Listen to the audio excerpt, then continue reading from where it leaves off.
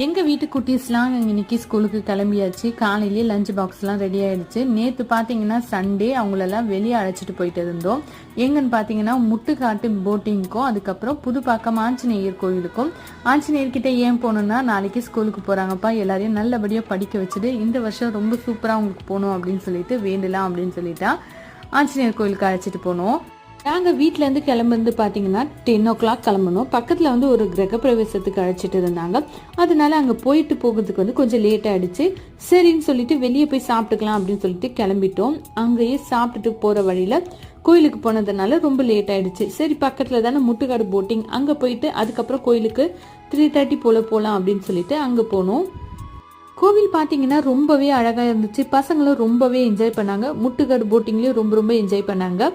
மதியம் எதுவுமே நாங்கள் சாப்பிடல, ஆனால் கோவிலில் நல்ல பிரசாதம் கிடைச்சது. இன்னைக்கு மதியானம் 2 மணிக்கு லாங் வீடியோ போஸ்ட் பண்ண போகிறோம். மறக்காமல் செக் பண்ணி